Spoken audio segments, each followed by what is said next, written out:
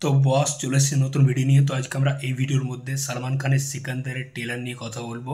তো সিকান্দারের ট্রেলারটা আমি দেখেছি 2-4 দিন আগেই রিলিজ করেছে, কিন্তু আমার শরীর খারাপের জন্য আমি রিভিউটা করতে পারিনি। তো ট্রেলারটা আমার পার্সোনালি ভালো লাগেনি, একদমই ভালো লাগেনি। সালমান খানকে আমরা যেরকমভাবে দেখতে চেয়েছিলাম এই সিনেমাতে, কিন্তু আমরা সেরকমভাবে সালমান খানকে পাচ্ছি না বা পাবো না বলেই মনে হচ্ছে। একদম টিপিক্যাল একটা তেলেগু তামিল ফিল্মের মতো কিন্তু লাগছে এই সিনেমাটা, সেরকমই হতে যাচ্ছে। এবং রিসেন্ট টাইমে দেখলাম সালমান খানের মধ্যে কোনো ডেডিকেশন আমি দেখতে পাচ্ছি না। একটা সিনেমার জন্য যে খাটা ফিটনেস তৈরি করা, সেটা আমি দেখতে পেলাম না।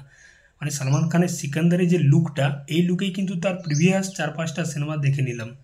এই যে বেবি জোনে যে ক্যামিওটা করেছিল, ওই একই লুক দেখবে। কিসি কা ভাই কিসি কি জান, তার যে লাস্ট সিনেমাটা ছিল, সেখানেও লুক একই। রিসেন্ট টাইমে দেখতে পাচ্ছি সালমান খান সিনেমাগুলোকে একদম ক্যাজুয়ালি নিয়ে নিচ্ছে। সেই আসছে, শুটিং করছে, চলে যাচ্ছে, এরকম একটা ব্যাপার। একটা টাইম ছিল যখন সুলতান, বজরঙ্গি ভাইজান, কিক, টাইগার জিন্দা হ্যায়, ওই পিক টাইম ছিল সালমান খানের। কী সব সিনেমা করেছিল তখন। আমরা ভেবেছিলাম যে সালমান খানকে ওই রকম অবতারে দেখতে পাবো সিকান্দার সিনেমাতে, কিন্তু না। ট্রেলারটা দেখার পর আমি বুঝলাম যে এটা একটা একদম টিপিক্যাল তামিল টাইপেরই সিনেমা হতে চলেছে, টিপিক্যাল তামিল তেলেগু টাইপের সিনেমা হতে চলেছে। তো ট্রেলারটা আমার একদমই পোষায়নি।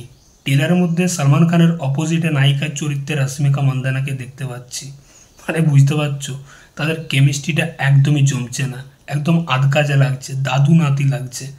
এবং এই সিনেমার ভিলেন হতে চলেছে সত্যারাজ, কাটাপ্পা মামা বাহুবলীর। তো তাকে দেখলাম টিজারের মধ্যে সালমান খান মারছে, তাহলে সিনেমাতে সে আর কী করবে ভাই? টিজারের মধ্যেই মার খাচ্ছে। যাই হোক, তো এখানে মানে ভিলেনটাও কিন্তু টিপিক্যাল একটা ভিলেনের রোলে হতে চলেছে।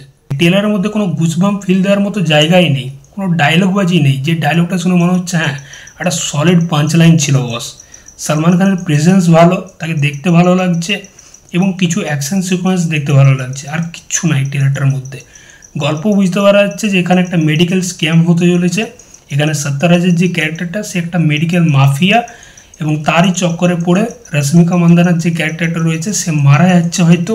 এবং রশ্মিকা মান্দানাকে ভালোবাসতো সালমান খান, তারপর সে মুম্বাই শহরে আসছে এবং এই যে মেন মাথাটা তাকে ধরার চেষ্টা করছে।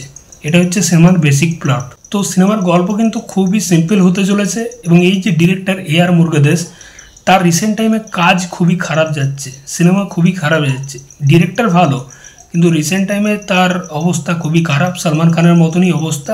তো দেখা যাক দুজনের এটা কামব্যাক সিনেমা হয় কি না সিকান্দার। তো সিনেমাটা নিয়ে আমার আশা খুবই কম আছে।